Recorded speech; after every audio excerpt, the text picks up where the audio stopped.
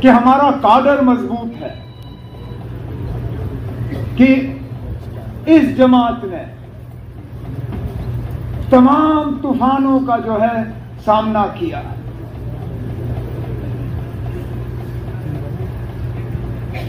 वो कहते हैं ना, फनूस बन के जिसकी हिफाजत हवा करे, वो शमा क्या बुझे जिसको रोशन खुदा करे। हमें बुझाने में मुझे बताएं ना, कौन सी कसर बाकी रखी गई थी। लेकिन कोई सोच भी नहीं सकता था कि इलेक्शन के बाद ये नतीजा होगा। और मैं जम्मू कश्मीर के लोगों को आज इस स्टेज के माध्यम से सलाम करना चाहता हूं, जिस तरह उन्होंने अपने वोटों का इस्तेमाल किया और समझदारी से अपने नुमाइंदे चुने। अब क्या हमें और सीटें मिल सकती थी? बिल्कुल। क्या हम उम्मीद कर रहे थे कि इससे ज्यादा हो? शायद अपने से नहीं, लेकिन दूसरों से। लेकिन एक एक सीट जो आज हमारे पास है, मैं उसके लिए दिल की गहराइयों से जम्मू कश्मीर के वोटरों का शुक्रगुजार हूं। और उसके बाद जो इंडिपेंडेंट एमएलए जीत के आए और फौरी तौर बिना कोई शर्त रखे हुए अपने लिए हमारे इस कारवां के साथ जुड़ गए और हमारी मदद करने निकले, जिसमें हमारे बनी के एमएलए डॉक्टर रणवेश्वर सिंह जी भी यहां बैठे हैं।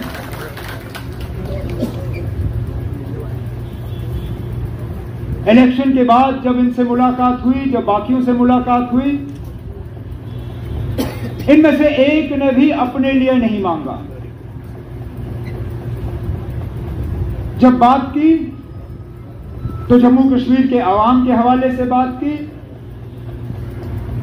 अपने असेंबली सेगमेंट के हवाले से बात की, अपने डिस्ट्रिक्ट के हवाले से बात की और कहा कि लोगों के जो मुतालबे हैं, मुश्किलात हैं, उनका अब हल होना चाहिए। हम बेसब्री से इस दिन का इंतजार करते रहे। 2018 में लोगों की चुनी हुई हुकूमत जब चली गई, तो तब से लेके आज तक लोगों ने दरबदर की ठोकरें खाई, मुसीबतों का सामना किया, उनकी आवाज कहीं पहुंची नहीं। मायूसी, परेशानी, दुख, दर्द। लेकिन आज मैं जम्मू कश्मीर के लोगों को ये यकीन दिलाना चाहता हूं कि अब आपकी सुनवाई होगी, आपकी आवाज अंधेरे में गायब नहीं होगी, आपके मुतालबे नहीं रहेंगे, आपके मुश्किलात जो हैं इंशाअल्लाह आगे जाके उन मुश्किलात को हम हल करके ही अपने आप को दोबारा लोगों के सामने पेश करेंगे। हमारे कुछ मेहरबान ये शोशा डालना शुरू कर गए थे, जनाब जम्मू का कुछ नहीं होगा, जम्मू को नजरअंदाज किया जाएगा, जम्मू को सजा दी जाएगी कि उन्होंने नेशनल कॉन्फ्रेंस के उम्मीदवार या कांग्रेस के उम्मीदवार को यहां से चुना नहीं। और मैंने पहले दिन से कहा, मैंने कहा यह हुकूमत सबकी होगी, इसमें नुमाइंदे सबके होंगे, इसमें आवाज सबकी होगी और हम खिदमत सिर्फ उन लोगों की नहीं करेंगे जिन्होंने नेशनल कॉन्फ्रेंस या अलायंस को वोट दिए। हम अगर खिदमत करेंगे तो पूरे जम्मू कश्मीर की आवाम की खिदमत करेंगे।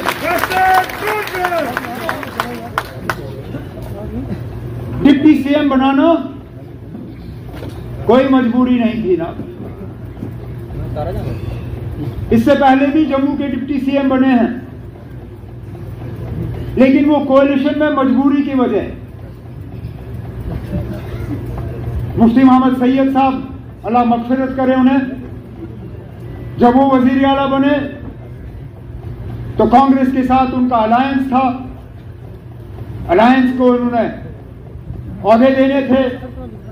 मंगत राज शर्मा जी डिप्टी सीएम बने।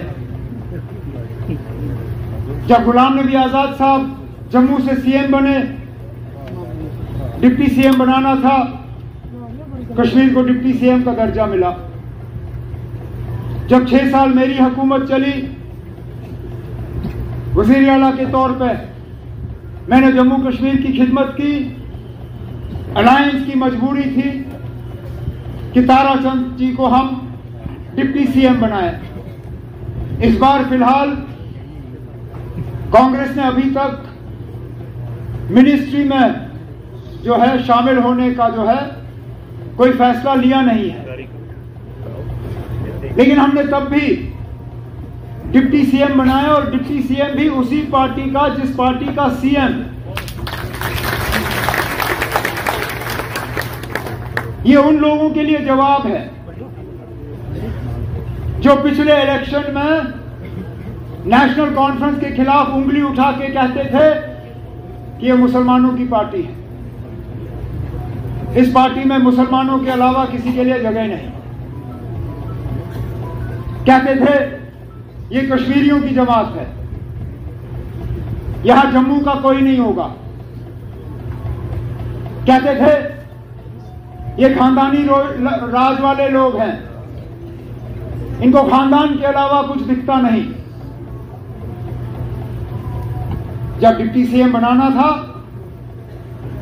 जम्मू से बनाया, हिंदू बनाया, और मेरे खानदान से उसका कोई लेना देना नहीं है। अब क्या कहोगे? क्योंकि सवाल तो हम आपसे भी बहुत कर सकते हैं, लेकिन आज मैं मौके का उस चीज के लिए इस्तेमाल नहीं करना चाहूंगा, क्योंकि लोगों ने जवाब दे दिया। जिस तरह डिलिमिटेशन कराई गई थी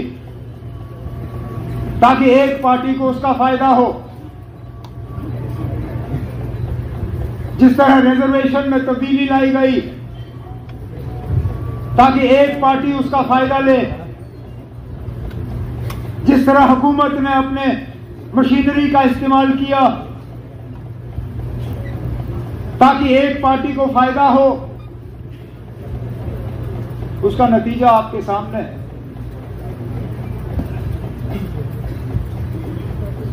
मतलब ये कि ये तमाम हरबे जो हैं ये आपको इलेक्शन तक पहुंचा सकती हैं, लेकिन इलेक्शन जितवा नहीं सकती।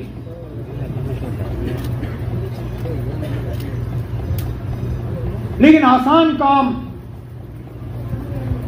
मुझे लगता है हमने कर दिया है यहां तक पहुंच के।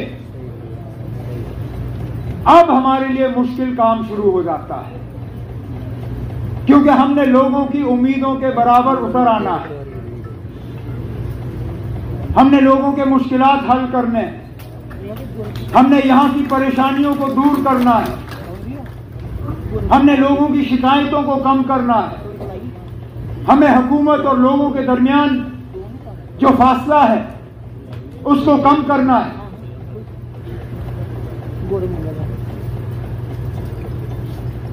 अब सगोत्रा साहब ने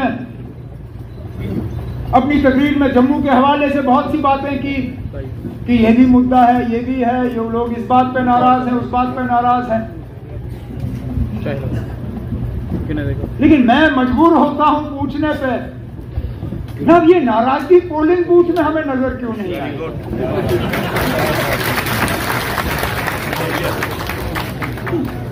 कश्मीर के लोग भी नाराज थे, लेकिन अपनी नाराजगी का इजहार वोट के जरिए किया। चुनाव में भी लोग नाराज थे, वोट के जरिए इजहार किया। रजौरी पुंछ में भी नाराज थे। डिलिमिटेशन, रिजर्वेशन, सब चीजों को एक तरफ रख के वोट के जरिए अपनी नाराजगी को वहां पे दर्ज किया। कहने के लिए तो हम सुनते हैं कि जम्मू वाले भी नाराज हैं। कोई कहता है कि दरबार मूव को लेके नाराज, कोई कहता है कि स्मार्ट मीटर को लेके नाराज, कोई कहता है कि बिजली बिल को लेके नाराज, कोई कहता है कि पानी की कमी को लेके नाराज, कोई कहता है कि बेरोजगारी को लेके नाराज। लेकिन ये नाराजगी जो है पोलिंग बूथ, वोटिंग बूथ में हमें नजर नहीं आया। अब क्या वजह है ये भी हमें समझना होगा। या तो नाराजगी है नहीं, और अगर नाराजगी है नहीं तो फिर बड़ी अच्छी बात है, फिर कुछ खास करने की जरूरत नहीं, सारा कुछ ठीक है। लेकिन अगर नाराजगी है और उस नाराजगी के बावजूद वोट एक तरफ गए, तो इस बात को भी समझने की जरूरत है ना कि आखिरकार हुआ क्या। लेकिन इतना मैं जरूर जानता हूं कि जैसे मैंने पहले कहा, वोट पैटर्न पे जो है हुकूमत चलाई नहीं जाएगी। इलेक्शन हो गए, लोगों ने अपना फैसला जो है सुना लिया, हुकूमत बनी है। अब हमारा काम है कि हम लोगों तक पहुंचे और उनके मुश्किलात और मुतालबे हल कर रहे हैं।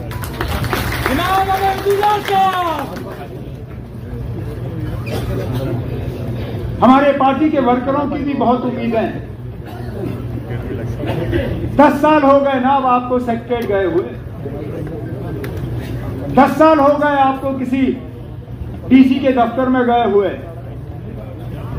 मेरी सिर्फ आपसे मोहतबाना गुजारिश है कि फर्स्ट डे फर्स्ट शो मत करना ना। 5 साल हैं हमारे पास,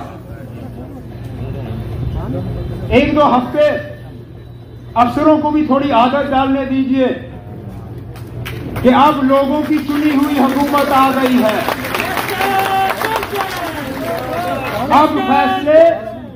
अब फैसले बिना लोगों की राय हासिल किए हुए सेक्रेटरीट या अफसरों के दफ्तरों में नहीं लिए जाएंगे। अब प्रोजेक्ट बनेंगे, अब डीपीआर बनेंगे, अब पैसे रिलीज होंगे, तब के लोग ये चाहेंगे कि फलाना काम जो है उनके इलाके में होने चाहिए।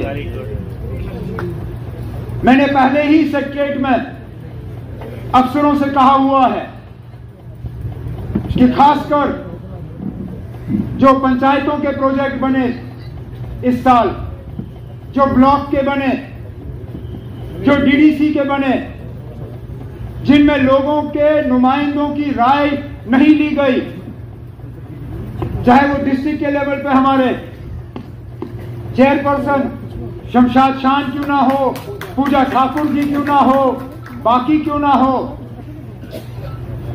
हमारे एमएलए हजरात, चाहे डॉक्टर रमेश्वर सिंह जी हों, सजाद शाहीन साहब हों, राजू साहब हों, जावेद साहब हों, बाकी हैं। अब मैं इनसे गुजारिश करूंगा कि मेहरबानी करके उन सब कामों को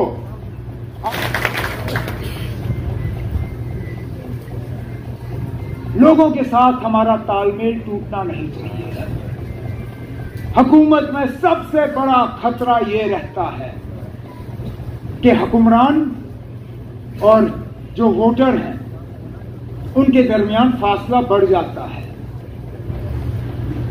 हम जो चुन के आए हैं, हमारा फर्ज बनता है कि हम इस फासले को कम करें। और मैंने ये तय किया है कि जहां जहां कहीं पे भी सरकारी कोई फंक्शन होगा, वहां पे अलग मैं अपने तंजीम के साथियों को कहूंगा कि वहां पे आए, जमा हों और मैं उनके लिए अलग वक्त मुकर्रर करूंगा।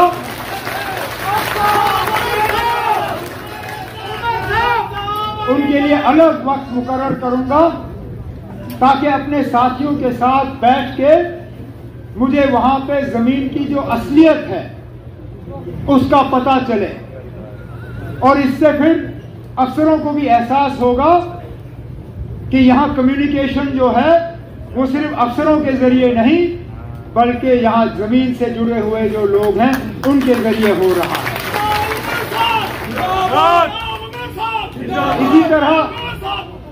इसी तरह मैं अपने मीडिया के साथियों को ये यकीन दिलाना चाहूंगा कि मेरी हुकूमत की तरफ से आपके साथ कोई सख्ती नहीं होगी, कोई नाइंसाफी नहीं होगी। आपको इस बात की सजा नहीं मिलेगी कि आप मेरे खिलाफ कुछ लिखोगे। हालांकि मैं जानता हूं पढ़ना मेरे लिए मुश्किल होगा, मैं शायद पढ़ना या देखना पसंद भी नहीं करूंगा, लेकिन जमहूरियत में हम जमहूरियत को मजबूत कर नहीं पाएंगे अगर कि हम मीडिया को जो है अपना काम करने की इजाजत ना दें। मैं जानता हूं बहुत से ऐसे हमारे प्रेस के साथी हैं जिनके एक्रेडिटेशन या रजिस्ट्रेशन में अड़चनें डाली गई हैं, रुकावटें डाली गई हैं। इनके रजिस्ट्रेशन और वो प्रेस कार्ड जो है वो इनको नहीं मिले। आहिस्ता आहिस्ता इस चीज को दुरुस्त किया जाएगा और आपकी इंस्टीट्यूशन को जो है हम स्ट्रेंथन करेंगे। लेकिन थोड़ा सा आप रहम करिएगा, जहां हमारे काम ठीक नहीं होंगे वहां पे आप जरूर हमारे कान खींचिएगा, लेकिन जहां पे अच्छे काम होंगे वहां पे दो लफ्ज तारीफ के भी अगर आप लिखें तो गनीमत होगी।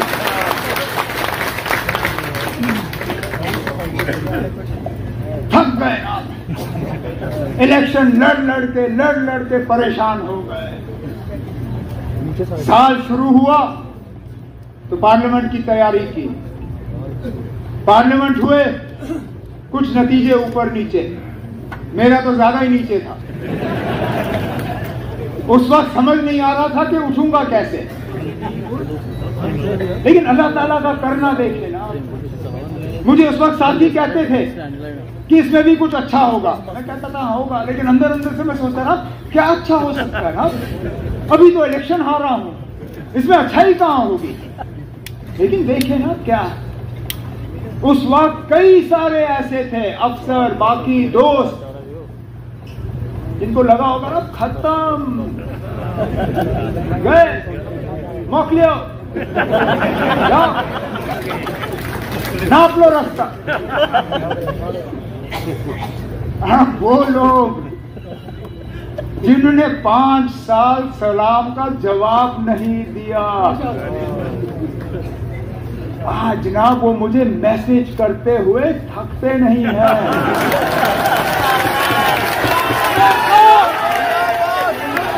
मैं कहता हूं कुदरत भी क्या चीज है। 5 साल एक मैसेज भी नहीं कि जनाब आप ठीक हो, जिंदा हो, हम क्या कुछ आपके लिए कर सकते हैं या नहीं। अब मैं सुबह उठता हूं तो गुड मॉर्निंग सर, 1 बजे फोन देखता हूं तो सर लंच के लिए क्या खाया, 8 बजे फोन देखता हूं सर डिनर में क्या था, आपके लिए कुछ भेजूं तो नहीं, और 10 बजे रात को गुड नाइट सर, प्लीज अच्छे से सो जाइए।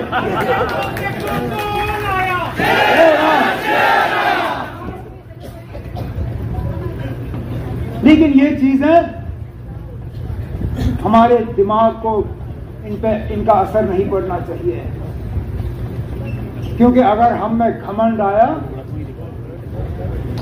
अगर हमें ये लगा कि हम अब बहुत बड़े 30 मार खान हैं और बस हम ही हम हैं और कोई नहीं है, जिस तरह लोगों ने आज हमें मौका दिया, खुदा ना खास्ता अगली बार लोग हमें सजा देंगे। तो पहले दिन से हमें ये तय करना है कि हम इस हुकूमत का गलत इस्तेमाल नहीं करेंगे। हम इस हुकूमत का अपने ऐशो आराम के लिए इस्तेमाल नहीं करेंगे। ये हुकूमत हमारे लिए नहीं है। हम खिदमतगार हैं, मालिक नहीं। मालिक जम्मू कश्मीर की जनता है, हम उनके खादिम हैं। हमें सिर्फ काम करना है, लोगों के काम करने हैं, आपके। मैं जनाब सलोत्रा साहब को, रतन लाल गुप्ता साहब को, अपने तंजीम के बाकी साथियों को, अपने विमेंस विंग के जो सीनियर लीडर हैं यहाँ पे, इनको, अपने यूथ, अपने पेरेंट विंग, और जाते जाते मैं इतना जरूर कहना चाहूंगा, मेरे जो साथी आगे तरक्की करने की उम्मीद लगाए बैठे हैं, दिल छोटा मत करो ना। हमें 5 साल का अरसा दिया हुआ है। फिलहाल हम यूटी हैं, ये भी ज्यादा देर रहेगा नहीं। हम अपने हकूक हासिल करेंगे।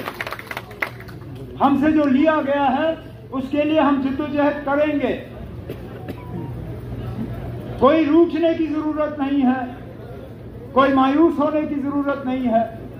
हमें मौका मिला है लोगों की खिदमत करने की, इंशाल्लाह खिदमत करते रहेंगे।